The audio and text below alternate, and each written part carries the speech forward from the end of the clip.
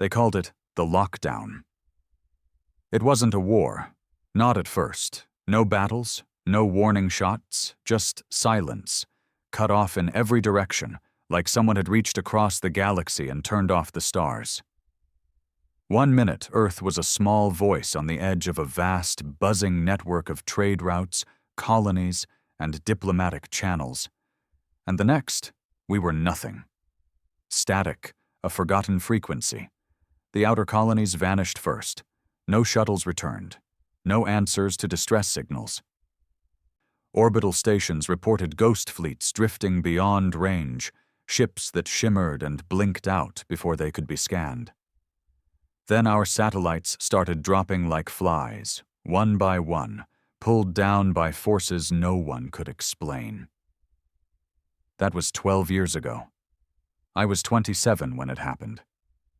Now I'm a worn-out shell of that man, older, colder, still breathing only because of one thing. Zeus. They said humanity was arrogant to think we ever belonged among the stars. The ones behind the lockdown made sure we remembered that. The coalition, if that's still what they call themselves, decided Earth had gone too far, evolved too fast, bred too violently.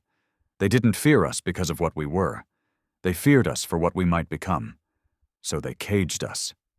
And the worst part? We didn't fight back. The world panicked, economies collapsed, riots broke out in every major city, governments folded in on themselves, bickering over scraps like rats in a burning barn. Earth's unity shattered. No one knew how to respond to a war that had no front line. Just silence. But in the ashes, someone whispered a different plan. Zeus wasn't born in a boardroom or a military lab. It was built deep underground, in the bones of an old Siberian base thought abandoned since the Cold War. Not by governments, but by men like me. Veterans, scientists, rogues, outlaws, survivors who refused to kneel. There was no blueprint. Zeus wasn't designed to be a ship or a weapon, or even a machine. It was meant to be a message. You block Earth from the stars? Then Earth makes its own star, a god of thunder and fire. We didn't have the tech they did, no warp lanes, no clean energy cores. We stole everything we needed, mined radioactive wastelands, stripped ancient satellites, reverse-engineered whatever alien tech we'd salvaged before the lockdown. Piece by piece, with bleeding hands and sleepless months, we forged it. Not in peace, not in hope, in hatred. We didn't know if it would fly, or if it would kill us before it ever left the ground. All we knew was that we couldn't sit and rot any longer, not while they watched from the dark, smug in their silence. My name doesn't matter, not anymore. But I was the first man to pilot Zeus during atmospheric ignition. I remember the roar. It wasn't like thunder. It was deeper, like the planet itself screaming in defiance. The liftoff killed 17 engineers. One of its core rings imploded mid-test. We lost 3 test pilots before me, burned alive or turned to vapor. And still, we kept building. Because this wasn't just a weapon. This was Earth's answer. They thought we'd die off quietly, fade like a forgotten rumor. But we've always been a species that crawls out of the dirt, angry and mean. And now, Zeus is ready. Orbit breach in 3 days. The final launch will crack the sky open. We know they'll see it. That's the point. Let them feel fear for once. Let them remember what happens when you cage something with fire in its blood. We're not reaching out anymore. We're reaching through. And whatever they put between us and the stars, we'll tear it down bolt by bolt until the heavens remember the name of Earth again. They called it a launch, but that word was too clean, too controlled. This wasn't some polished NASA spectacle with countdowns and press conferences. There were no spectators, no speeches. Just thunder, metal, fire, and a growing storm of uncertainty in my chest. Zeus wasn't a spacecraft. It was a statement made of vengeance. Standing under it felt like staring up at a titan made from the worst parts of our species. Nuclear engines, stolen alien tech, systems powered by rage more than reason. It stood 600 meters tall, coiled with turbines that hummed like something alive. And in the middle of that beast, buried deep inside its black heart, sat the cockpit that would take me out of the atmosphere and into whatever hell waited above. I hadn't slept in 2 days. Not because I couldn't, because I wouldn't. If I closed my eyes, I kept seeing the old world. Before the lockdown, I remembered the last time I looked up and saw stars. Not satellites, not orbital debris, real stars glimmering in the sky, unfiltered. Back then, people still dreamed of things. Now they just survived. I pulled the harness tight across my chest. The restraints were crude, bolted into metal that hadn't been sanded smooth. This entire operation was stitched together by desperation, by minds who knew time was running out. There was no budget, no safety net, just a mission. Breach the blockade, send a signal, and let the galaxy know that Earth hadn't choked to death. "You're quiet," a voice buzzed in my ear. Marcus. He was head of ops for Zeus Ground Command, one of the last men I trusted with my life. He'd been military once, same as me. He lost 2 sons in the food riots during the early lockdown years. Ever since, he worked like a man trying to bleed out grief through action. "Just breathing it in," I replied, staring at the flickering interface. He chuckled. "First man to ride a weapon this big, and he still pretends he's poetic." "Not pretending. Just wondering if this thing's going to make it out of the atmosphere without taking me with it." A pause. Then his voice came back, harder. "It better, because if it doesn't, we've got no plan B." That was the truth. Zeus was it, the last card in Earth's hand. The countdown began. Not from 10. That was a luxury. It started at 5. Every second was a scream in my chest. 5. The ignition core spun up, sending violent vibrations through the cabin. Every bone in my body rattled. 4. The outer shielding plates slammed into place, cutting off the last sliver of natural light from the porthole. 3. The reactor let out a deep, humming growl, like something waking up. It wasn't just nuclear. There were plasma elements, fusion boosters, and something else in there. Something reverse-engineered from pre-lockdown alien tech. We didn't fully understand it. But it worked. That's all we cared about. 2. My breathing slowed. This was it. Once I left, there was no guarantee I'd ever come back. No rescue teams, no home base in orbit, just silence, and the unknown. 1. Then the world fell away. Zeus didn't just launch. It tore itself from Earth like a beast breaking free from a cage. The force pinned me so hard into the seat I thought my spine would snap. The sky outside went from black to red to white. Sensors overloaded. A klaxon blared in my ears. Too much G-force. Too fast. Hull stress maxed. Internal temperature spiking. But she held. By the time we broke the thermosphere, I was drenched in sweat and half blind from blood rushing to my skull. But we were still moving. Still alive. And then I saw it. The sky. The real sky. Cold. Empty. Unfiltered. The stars. Only, not as I remembered. The blockade wasn't a wall. It wasn't a single line of defense. It was a field, a vast net of dark structures scattered like landmines across orbit. They hovered there, invisible to the naked eye until you crossed a certain threshold. Then they revealed themselves, like sharks rising from the deep. Massive obelisks, spiked constructs, machinery that looked like it had been carved from black ice and bone, alien, unwelcoming, and waiting. I watched as Zeus's systems pinged off one of them, a structure hanging just beyond lunar orbit. The moment we locked signal, it responded. Fast. A shimmer tore through space, and a pulse blasted toward us. Not a weapon, not at first, a message. It came in broken translation, synthetic and cold. Return to Earth. Breach equals extermination. I laughed. Actually laughed. Too late for that. Asshole. I diverted power to Zeus's pulse shields, bracing for impact. The message wasn't a warning. It was a scan. Deep. Intrusive. They were trying to read us, understand what this thing was, what I was.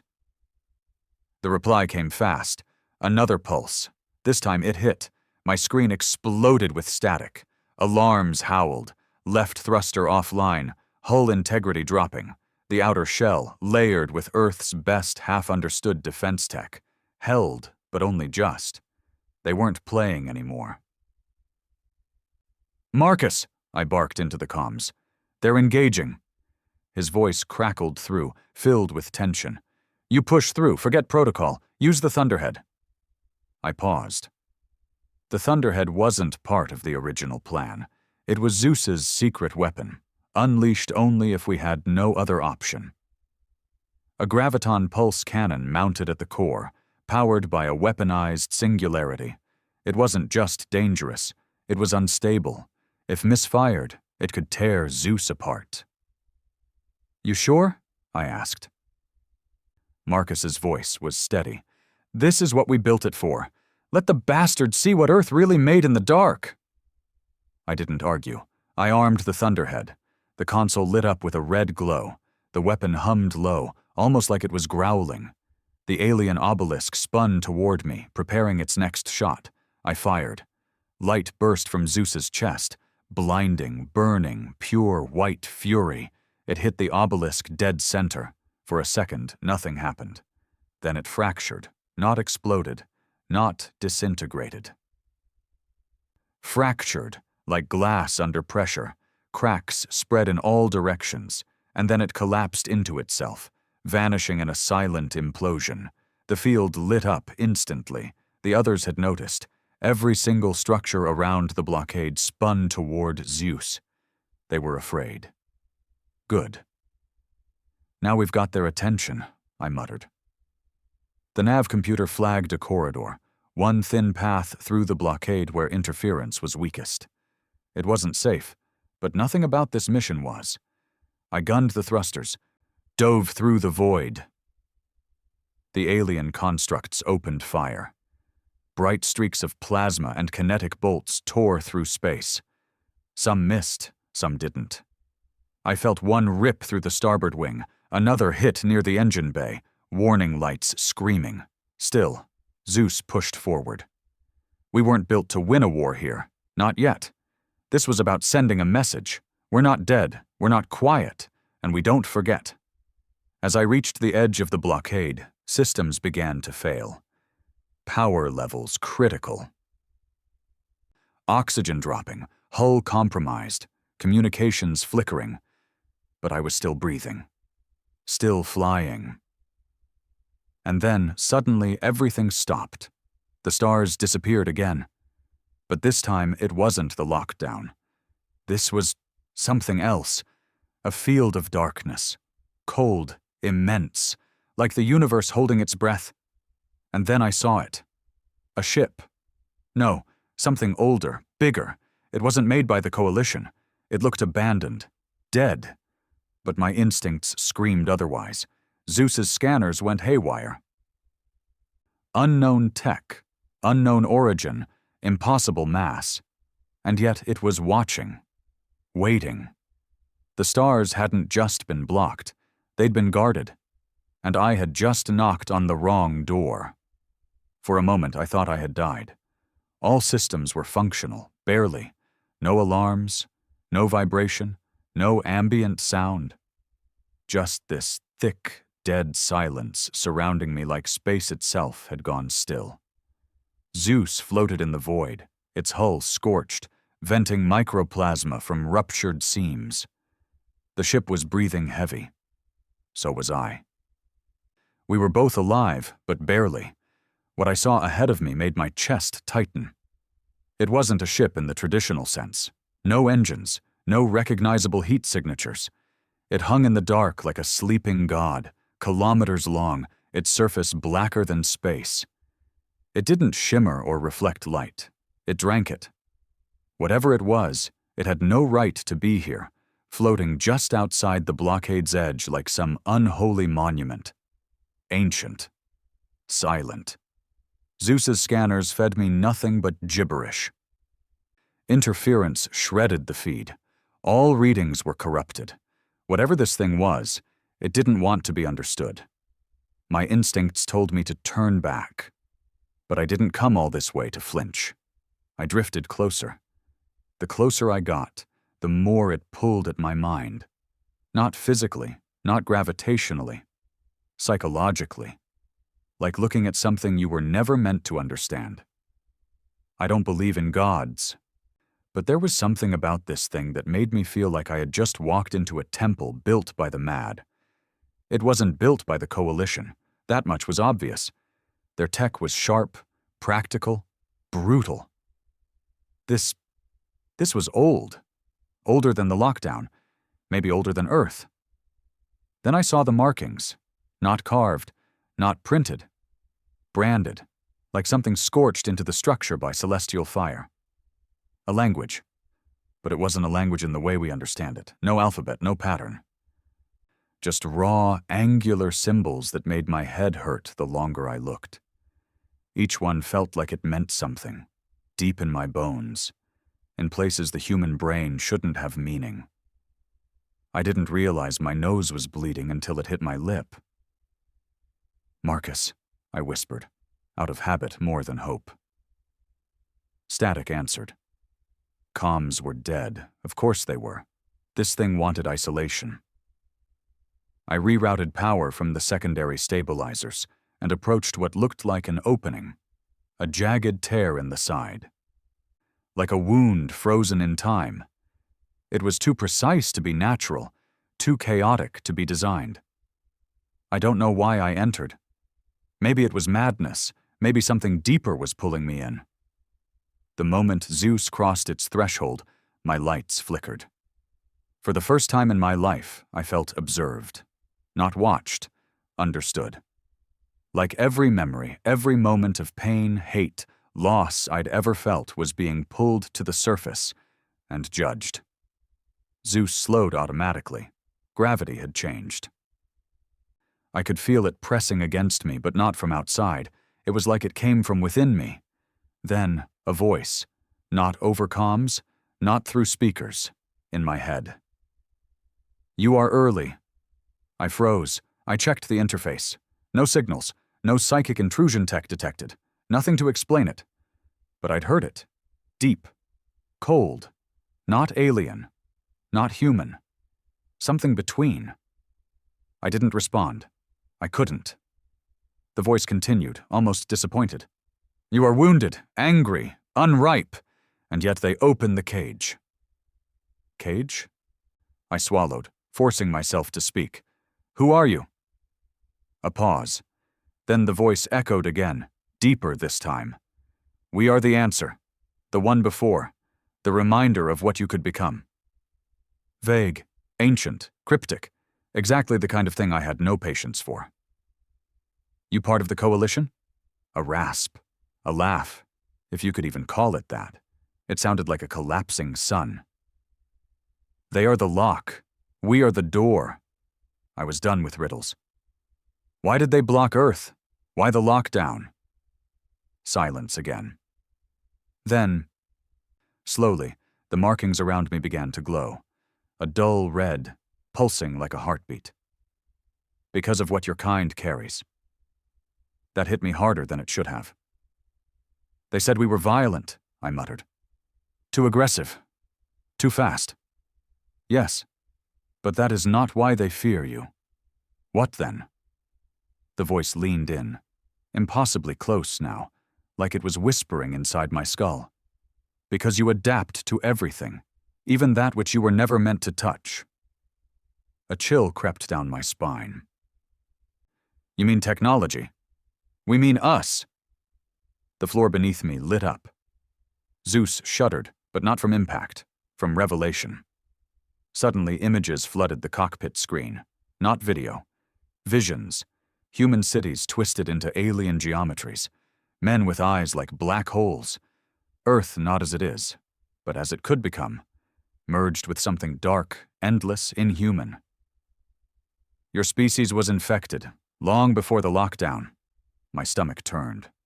Bullshit, I muttered. That's just fear talking. But something inside me was unraveling. I remembered the scientists who'd gone mad studying pre-lockdown alien ruins, the whispers they heard, the sudden suicides, the bloody equations scrawled on walls no one could understand. We thought they were just unstable. But what if they weren't? What if something had leaked into us? Zeus, I whispered. Get us out of here. The ship didn't respond. Outside the cockpit, the markings surged brighter, now orange, now white-hot. You are the child of fire and defiance. You burned your way into the stars, and we felt it. I gritted my teeth. If we're so dangerous, why not destroy us? Because what you are cannot be destroyed, only delayed. Suddenly, a sharp pain lanced through my skull. I screamed, clutching my temple. My vision blurred. Inside my mind, something was moving, something with teeth. I slammed a fist into the control panel. No! A shockwave burst from Zeus's core. Maybe automatic defense. Maybe rage given form. The cockpit jolted. Systems reactivated. Lights surged. I didn't wait. I turned every thruster to max and launched out of that hellship. Hull integrity be damned. Something screamed behind me. Not sound, not metal. A psychic roar that cracked something deep in the universe. It was the sound of a prison door slamming shut, or opening. I didn't look back. By the time I crossed the blockade edge again, the field was silent. The alien obelisks had powered down. They didn't fire, didn't move, like they knew something had changed. Maybe they thought I'd been consumed, or maybe they were afraid I hadn't. I re-established comms on the outer edge. Static. Then Marcus's voice. Strained, desperate. Zeus, are you alive? What happened up there? I hesitated. Then, I saw it. Saw what? The thing they built the blockade for. Marcus went quiet. When he came back, his voice was tight. Did it make contact? Another pause. Then I said the worst thing I could have said. I think it was already inside us. Silence. Then Marcus, lower now. Get back to Earth, now. I set the course manually. The stars around me twinkled again, but they felt different. I wasn't the same man who left Earth. And Zeus. It wasn't the same machine either. I could feel it humming with something new, something that wasn't part of the original design. The systems were cleaner, smoother, like they had evolved, adapted. And deep in my gut, I knew the door hadn't just opened. Something had followed me out. Coming back to Earth should have felt like coming home. Instead, it felt like trespassing. As Zeus entered the lower atmosphere, the onboard guidance system struggled to hold course. The hull groaned, blackened and warped from the events beyond the blockade. The usual welcome channels were quiet. No response from ground command, no orbital escorts, just static, and the lingering taste of metal in my mouth. Something had changed, not just out there, in me. The moment I crossed into Earth's gravity again, a sharp pressure returned to my skull. Not pain exactly, more like resonance, a humming I could feel in my bones, something deep and foreign vibrating with familiarity. I clenched my jaw and focused. As Zeus neared the surface, I spotted the landing zone. An abandoned military site in northern Greenland we'd retrofitted into the only viable dock for something this size. No visible movement. No lights, no Marcus. Control, this is Zeus 1. I'm coming in hot. Do you copy? Nothing. I ran a forced transmission burst. Still nothing. By the time I touched down, the silence had grown unbearable. The ship hissed and groaned as it settled into the cradle of steel and frost. I disengaged the cockpit and stood, legs weak, muscles aching. It felt like I hadn't walked in years. My hands trembled as I reached for the manual latch. My suit, still charred from the psychic blast inside that alien tomb, smelled of burned metal and ozone. I stepped out alone into a bitter wind. No welcoming crew, no medics, no command team. Only snow and the low hum of emergency lights flickering across the hangar walls. I made it 5 steps before I saw the first body. Frozen. Eyes wide. Expression caught in mid-scream. Not shot, not wounded, just dead, like something had shut him off. I dropped to one knee, checked for any sign of life. Nothing. Behind him, another corpse. Then 3 more.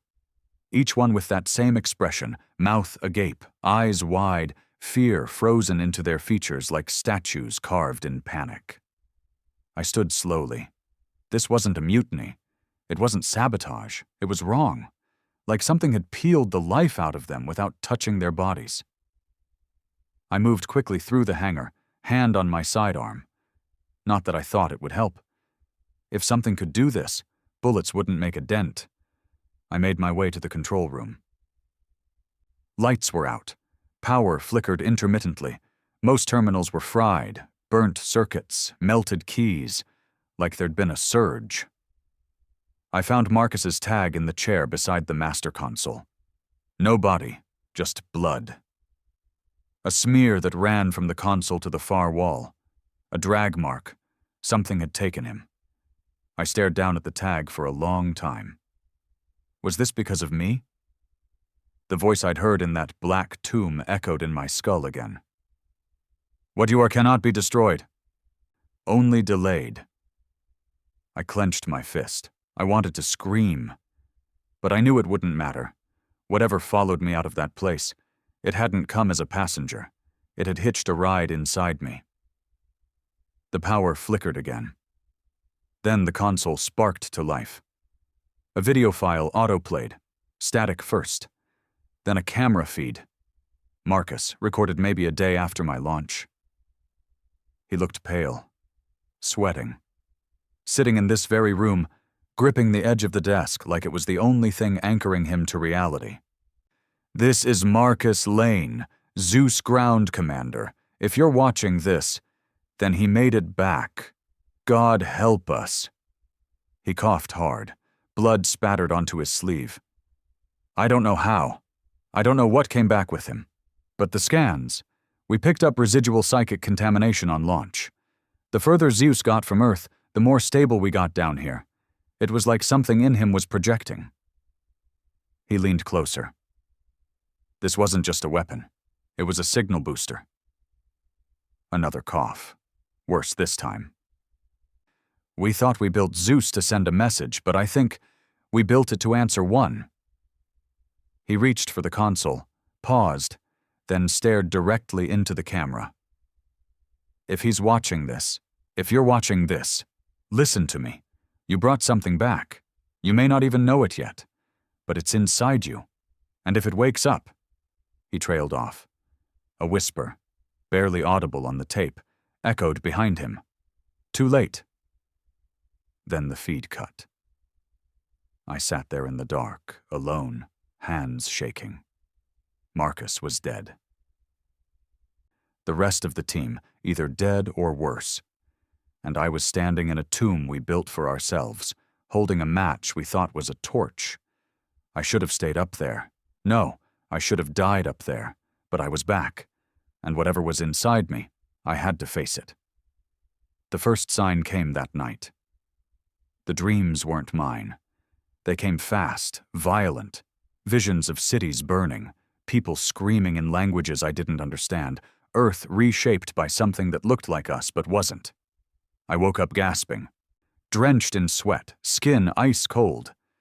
Zeus was humming again, even in sleep mode. Soft pulses through the steel, like a heartbeat. I couldn't ignore it anymore. I needed answers. And there was only one place I could get them. The archive. Before the lockdown, Earth had a classified facility beneath the Ural Mountains, a joint Russian-American site for storing alien artifacts recovered from first contact missions. After the coalition severed ties, most thought it was buried, destroyed. It wasn't. It just went dark, like everything else. It took me 4 days to get there. No flights, no functioning infrastructure. I moved through wastelands, old roads cracked and half buried in snow. The cities I passed were shadows, refugee zones lit by solar flares and battery fires. People didn't talk. They watched, suspicious, hollow-eyed. They could feel it, the change. By the time I reached the mountain base, I was starving and half delirious. But the security system still recognized my credentials. The door hissed open. Inside, frozen labs, sealed vaults, abandoned corridors, and one living man, old, white beard, eyes sharp despite the years. "Did you open it?" he asked without preamble. I stopped. "What?" He stepped forward, slow, cane tapping the ground. "The door. Did you open it?" I didn't answer. He stared hard at me. Then he nodded. "Then it's begun." I followed him deep into the archive, past rows of sealed containers, symbols like the ones on the tomb I found, some matching, some older. "You're not the first," he said. My throat tightened. "What?" "Earth's been touched before, long before the coalition, long before the stars."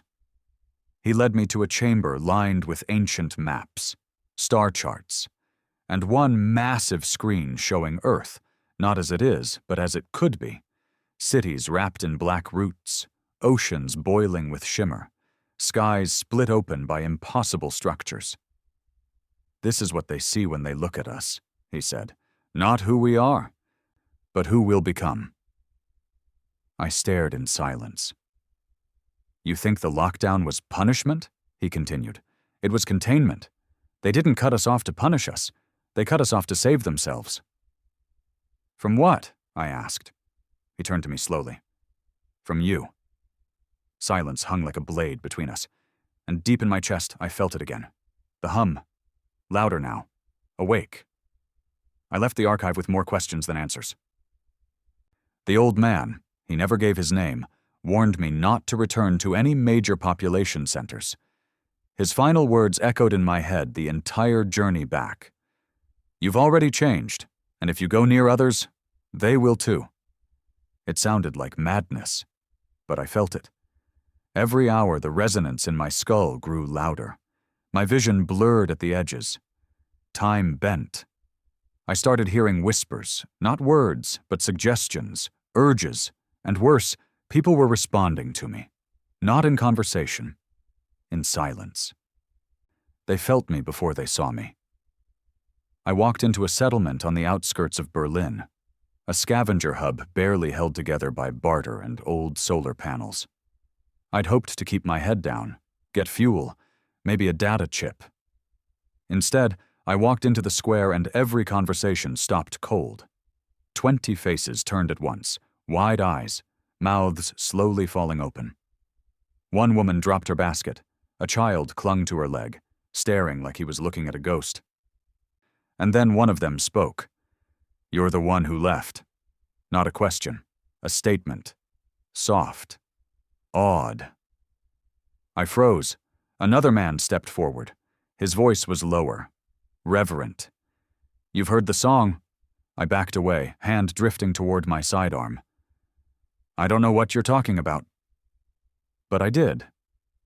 Because I had heard it. The song wasn't music. It wasn't sound. It was the hum, inside me, inside Zeus, inside them, now. The connection was spreading. Not through blood or tech or air. Through awareness. All it took was exposure, a glance, a word, the proximity of something that had been touched by the door, and it was rewriting them, one by one. I left that night, stole fuel, slipped out under darkness, drove without stopping for 19 hours until the engine choked and the sky bled red over the horizon. The further I got from people, the quieter the hum became. Not gone. Just muffled. Back at the Greenland facility, Zeus waited in silence, but not asleep. The outer hull shimmered faintly now, like the alloy had begun absorbing light differently. Its shape hadn't changed, but it looked less built now, less mechanical, more grown. It wasn't Earth's anymore, not really. Inside the cockpit, systems had reorganized themselves, buttons gone, replaced by flat panels with symbols I didn't recognize but somehow understood. I didn't touch anything, didn't need to. The moment I stepped inside, the ship woke up. With me. A low pulse traveled through the floor. Monitors lit up. Scanners hummed with new frequencies, some of which didn't even use light or radiation. Something was speaking. Not to me. Through me. That's when the call came. Emergency frequency, one of ours. I almost didn't answer, but then I heard his voice. Marcus, alive, barely, static-laced, weak but real. Facility, compromised, not safe. They're changing. My chest locked up. Marcus, where are you? A pause, coughing. Then, forward base echo, Arctic trench. We held them off, but it's spreading. It's in the air now, in the mind. They see what we see. Then he whispered, your name. They whisper your name now. The line went dead. I stood in that cockpit for a long time, frozen, not by fear, by choice. Because I realized something. I could go after Marcus, or I could run, not from the enemy, from what I was becoming. I chose neither. Instead, I opened the comms wide, every channel, every emergency frequency, and I spoke. My name is Commander Alden Shaw. Zeus has returned. Earth is not alone anymore, and we are no longer what we were. I paused. Then I said the words that would change everything. This is not a warning. This is an evolution. Within 2 hours, I had 50 responses. Some begged for help. Some cursed my name. But a few whispered back in a language I didn't recognize, and those were the ones I listened to, because I could understand them. Somewhere between the alien tomb and Earth, I had started to change. The infection wasn't like a disease. It wasn't rot or sickness. It was alignment with something bigger. By the 3rd day, people started coming to the Greenland base, not in mobs, in silence. Some walked across continents. Others arrived in stolen ships, ragged transports, no food, no supplies. But they came. Drawn by Zeus, drawn by me, and I understood what they were. The first wave, humans, yes, but evolving, fast, faster than the coalition predicted. That's when the first orbital strike hit. No warning. A beam of light carved through the Greenland sky and obliterated a third of the base. Frozen stone turned to vapor. Screaming bodies vanished mid-step. Metal boiled. Zeus survived. So did I. But they had seen enough. The coalition knew now. The door had opened. And Earth was waking up. The response was immediate. 3 more strikes across the planet. 1 in the Congo. 1 in the Andes. 1 on an abandoned Martian colony we hadn't used in years. They weren't targeting facilities. They were targeting awakened minds. We called them listeners. People who had felt the hum, who began to change. Some could move objects with thought. Others spoke languages they'd never learned. Some no longer slept at all. We didn't know what they were becoming. But the coalition was terrified of what they might be. And so they burned them. Burned us. I watched the 4th strike from orbit. I was inside Zeus again, flying low over the Atlantic when the beam came down on Newfoundland. A refugee zone, thousands of unarmed, gone in seconds. The message was clear. There would be no negotiation, no quarantine, only extermination. And for the first time in this war, it wasn't about politics. It wasn't about species. It was about potential. They feared what we were capable of becoming, and honestly, so did I. Because every day I felt less human, more attuned. I could hear signals before they were broadcast, sense pain before it was inflicted. Sometimes, I knew what people would say before they spoke. Not magic, not power, just pattern, just understanding. The listeners began to organize around me, not by choice, by gravity. They felt me, felt Zeus, and they wanted purpose, so I gave it to them. Not conquest, not revenge, reclamation, of Earth, of our future, of whatever this was that had begun inside our blood. The coalition responded with ground troops. They landed outside Moscow, Nairobi, Shanghai, not to invade, to contain. They didn't expect what came next. Humans, normal ones, fought back. Not for me, for the right to choose what they become.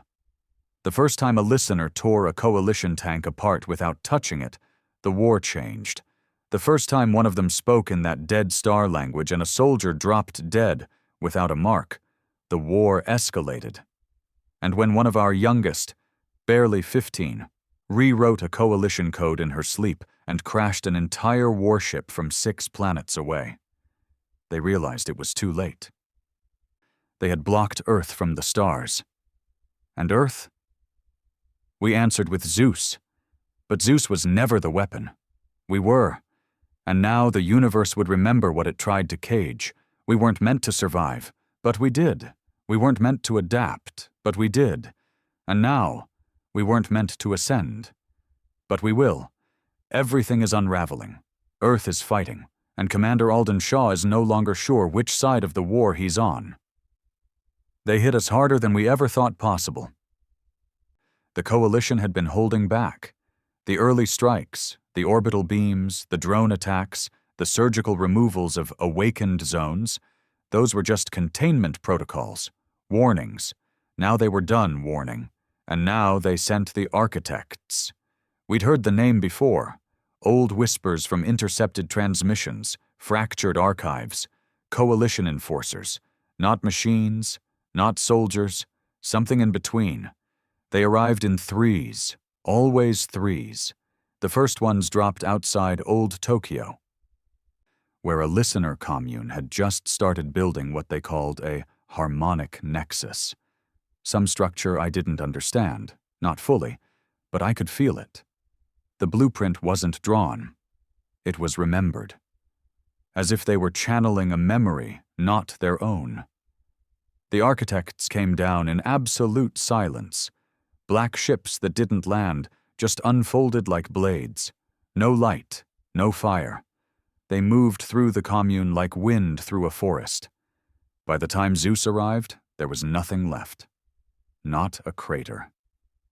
Not ash, just absence. Not even the memory of life remained. We buried empty ground. I stood over it and whispered names of people I never met. I didn't need to know them. The hum in my blood knew. It mourned for me, through me. That night I didn't sleep, not because I couldn't, but because I was starting to forget how. The human need for rest, for stillness, was slipping away. The whispers had grown louder, no longer voices, instructions, plans, shapes. Numbers that meant nothing, until I closed my eyes, and then I could see entire cities in them. Cities that didn't exist yet. Cities that had never existed. Or maybe had in another cycle, another loop. The war wasn't linear anymore, it was folding. Zeus stood beside me like a sentinel, unmoving in the dusk. I could feel it even when I wasn't near it. It had bonded to me, not with wires, not with code, with recognition. It knew I was no longer just a pilot, I was a vessel. But for what? I still wasn't sure. Until I heard her voice. It came in the third night after Tokyo fell. Soft, unshaken. Do you know what you've become? I turned, weapon half raised before I even registered her form. A woman. No, something that wore the shape of a woman. Her eyes weren't eyes. They were deep, symmetrical voids, flat black like Zeus's outer hull. Her skin didn't reflect light. It absorbed it. The space around her seemed quieter. She wore no armor, no insignia. Just the robe of someone who did not need to command fear. Her presence was enough. "Are you one of them?" I asked, voice raw. She tilted her head. "No, I was one of you. Once." My jaw clenched. "You were human?" A small smile. "Human is not a constant. It's a direction." I should have shot her. I should have pulled the trigger and ended whatever this was before it whispered deeper into me. But my hand wouldn't move. "You unlocked the door," she said softly. "Do you even know what it led to?" "I didn't unlock anything," I growled. "I flew a ship. I punched through a blockade. That's it." She stepped forward, unafraid. "No, Commander Shaw. Zeus was never a weapon. It was a key, and only a human could carry it." The wind howled through the base, but I didn't feel cold. She continued. "Eons ago, when the first minds emerged from dust and star, something awoke. Something that saw pattern in chaos, purpose in decay. It spread through worlds like a thought that couldn't be unthought." I said nothing. She pointed to Zeus. "That ship is not your design, not really. You think you built it. But the pieces were whispered into your engineers by dreams, intuition, madness. You assembled it, yes. But its core has been waiting for you for a long time." "Waiting for what?" She smiled. "For recognition. For someone to survive long enough to understand what comes next." Something shifted behind my ribs. I stepped back. "What are you?" She looked up at the stars, unreadable. "I am the first of us. The failed experiment. The seed that sprouted too early. They caged me, locked me in deep systems beneath Europa. I watched Earth sleep for centuries. And now, I see you've begun to wake." I raised the weapon again. "I don't want to wake. I want to fight." "And you will," she said calmly. "But not them." I didn't understand. She stepped forward. "You think the Coalition fears your violence, your independence." "Your weapons." Her voice dropped. "They fear your singularity." I said nothing. "They fear what you might merge with, what humanity might become when it finally stops pretending to be separate from what it touches." She reached out, not to me, but to Zeus, and for a second her hand passed through the air like water parting around something invisible. That's when I saw it. Another shape hovering around the ship, a mirrored outline of it, but taller, organic, alive. Wrapped in gravitational coils that pulsed like a nervous system. My knees went weak. Zeus wasn't alone. It had layers. The woman smiled, as if she knew I'd finally seen it. "This is not the end of the war, Commander Shaw. This is the beginning of the next species." And with that, she vanished. Not turned, not teleported, just gone, like she'd never existed in the first place. The next days were chaos. The architects hit London, burning a hole through miles of terrain. We struck back in orbit, crashing one of their beacons into a Saturn moon. Listeners began forming into cells. Some operated in shadows, others marched openly. Factions split. One side wanted to use the evolution as a weapon. The other wanted to ascend peacefully, let humanity choose its path. I tried to stay in the middle. Tried. Until the first listener detonated himself in a city square, taking hundreds with him, and then reformed 30 minutes later in a pool of light and bone. He wasn't the same. And he didn't know his own name anymore. That's when I realized this wasn't a war for survival. It was a war for definition. The Coalition wasn't trying to stop humanity. They were trying to stop post-humanity. And we were running out of time. I returned to Zeus that night, sat in the cockpit, felt its hum syncing with mine. I looked at the stars. Then I asked the only question that mattered. Are we still human? No answer. But I already knew. Not for long. I didn't sleep anymore. Not because I couldn't, because I no longer needed to. The hum inside me had become a rhythm now, steady, mechanical, alive. It had replaced hunger, replaced fatigue. Sometimes I forgot to blink for hours. Sometimes I felt my heartbeat stutter into a new tempo and stay there, calmly, as if the body had accepted new programming. They said evolution would be a slow crawl forward. Ours had leapt. But it came at a price.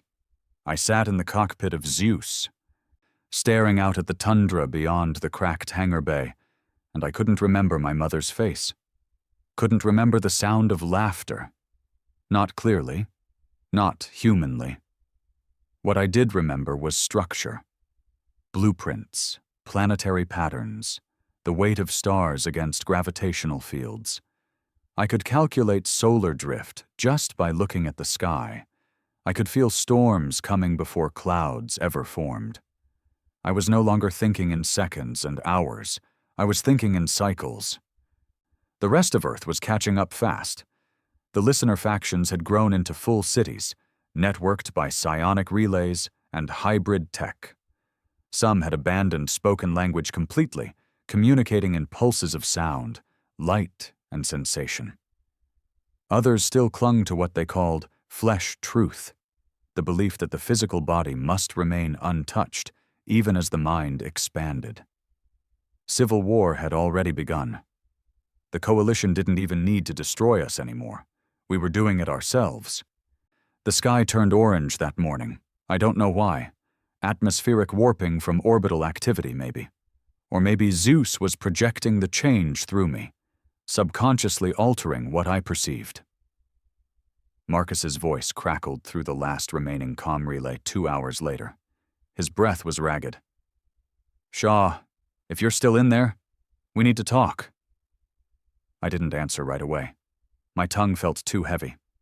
It had been weeks since I'd spoken aloud. Then I clicked the comm. "I'm here." A long silence. Then, "You're not, though. Not really." He wasn't wrong. "I need you to listen," he said. "They've sent a fleet. Coalition's top line. 7 dreadnoughts. No warning shots. This is the final protocol." "When?" "Now." I stood slowly from the seat. The earth trembled beneath me. Zeus wasn't asleep anymore. It had grown. The hull had reshaped slightly, edges smoother, less modular. A faint shimmer pulsed along its surface, like breathing silver. Inside, new instruments had formed without construction, grown from within like muscle. It was evolving, too, because it was linked to me. I could feel it in my spine, in my thoughts. My memories no longer belonged solely to me. They existed in Zeus now, shared. I didn't just fly it. I was it. A pulse from the outer rim confirmed Marcus's warning. The coalition fleet had arrived, not above Earth, around it, encircling the planet in a perfect net of annihilation. The message was short. "Surrender the Zeus vessel, or Earth is cleansed." They didn't say destroyed. They said cleansed. Because they didn't see us as a civilization anymore. They saw us as a contamination. I left the cockpit and walked out onto the ruined tarmac. I could see the sky darkening above me. Not with weather, with ships. Their silhouettes were cold, angular, clinical. I imagined how many weapons were pointed at me right now. At Zeus. At everything I represented. Then I heard her voice again. The woman. The first. Inside my skull, like a memory trying to wear skin. "They do not understand what Zeus is. They think it is your god, your salvation. But it is a seed, and now it waits for you to choose." I whispered aloud. "What choice?" And then I saw it, not with my eyes, with everything. A map of Earth's fate, splitting into 2 paths. One led to resistance, to war, to billions dead. The coalition destroying every trace of what humanity had begun to become. a smothering of potential in cold light. The other led to activation. Zeus was never meant to defend Earth. It was meant to reformat it. If I chose that path, if I merged fully, it would send a pulse across the planet, a signal encoded in memory and mind. Every listener would receive it, and they would transform. Not grow slowly, instantly. It would burn out the human in them and leave something new behind. The first true post-human species. Not a copy of the aliens who tried to contain us. Something entirely different, something pure. But the price? Anyone who resisted the signal would die. Their minds simply wouldn't survive the shift. Children, elders, soldiers, siblings, gone. Earth would survive. But humanity wouldn't. And all of it depended on me. Commander Alden Shaw, the last man to remember what it felt like to be only human. I returned to Zeus, climbed into the seat that now pulsed with something like a heartbeat. The ship spoke to me, not in words, in images, in dreams. In truths. It showed me Earth after activation, cities of silence and beauty, no hunger, no fear, just connection. Then it showed me Earth if I refused. Ash, fire, and silence. I closed my eyes. For one final second, I tried to remember my name, my parents, the smell of rain, the feeling of holding someone's hand without understanding them. And I couldn't. That part of me had already died. All that remained was a decision. My hand hovered over the core trigger. Not a weapon. A seed. My voice shook. "Are you still with me?" I asked the ship. A pause. Then, for the first and last time, Zeus answered aloud. "Always." And then the sky caught fire.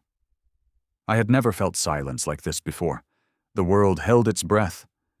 The skies above Earth choked with the shadows of coalition dreadnoughts, hanging in perfect stillness, every weapon primed, every scanner fixed on the tundra where Zeus now stood, glowing, humming, waiting. And inside the cockpit, I waited too. Not for orders. For the truth to settle in. This was it, the final second before history split. Behind me was Earth, the last sliver of old humanity, fragmented, chaotic, angry, desperate to survive without knowing how. Ahead of me, through the interface, was the new. The song of it pulsed beneath my skin, beneath the metal, whispering in my bones like blood turned to data. I could feel it pressing at the edge of reality. Ascension. All I had to do was give the signal. One touch of the command node. And the transformation would begin. A psionic cascade, born from Zeus's core, amplified through my own altered neural pattern, broadcast across every inch of Earth like a sunrise of pure thought. Every listener would receive it. Every one of them would change. And the rest? They'd die screaming. The old minds weren't built to survive the shift. No language, no time to say goodbye. Just gone. It would be the cleanest genocide ever committed, and the birth of a species beyond war. My hand trembled above the console. I didn't speak. I didn't have to, because Zeus already knew my doubt, and it spoke, inside me, not with words, with memory. It showed me again what came after, the beautiful silence, the symmetry, the lack of need. No more war, no more death, no more confusion, only clarity. But that clarity came at a price, and for the first time, I asked the question I had avoided since I first stepped into this ship. Why us? Why Earth? Why humanity?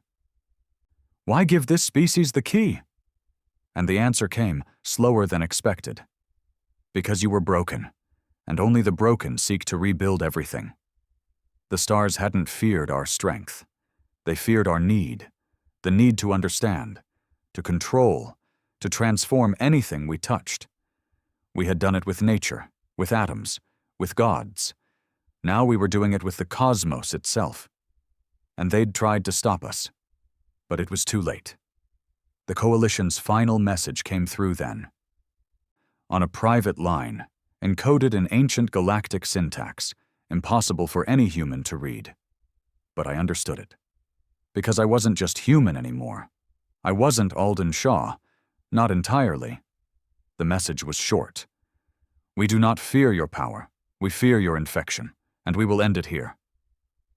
I stared up at the fleet. 7 dreadnoughts, capable of planetary sterilization, built not to conquer but to erase. They had done it before, to other species. I knew that now. I could feel their memories in Zeus's databanks. Species who grew too fast, reached too far, heard the hum and tried to follow it. Each one reduced to myth. Each one denied their birthright. But Earth was different, because we fought back, and now the key sat in my hand. I looked down at the trigger. The pulse was ready. My body had become the perfect transmitter, the first of my kind, the last of my kind. I thought of Marcus. I thought of those children in the listener enclaves, half transformed, eyes already glowing with something that wasn't light. I thought of my own reflection in the mirror that morning. There hadn't been one. And finally, I understood. I was already dead. Shaw had died the moment he passed through the door. What was left was a choice wearing his skin, and that choice was a flicker, a warning. One of the dreadnoughts fired. A pinpoint beam, straight at the base. No hesitation. No countdown. Just execution. Zeus reacted before I could. A shield burst from its outer shell, expanding like a flower of molten light. The beam hit and scattered. The ground shattered beneath me. Walls tore apart. Light swallowed the sky, and I heard screams. Not human. The dreadnought was screaming. Seconds later, it collapsed. Not exploded.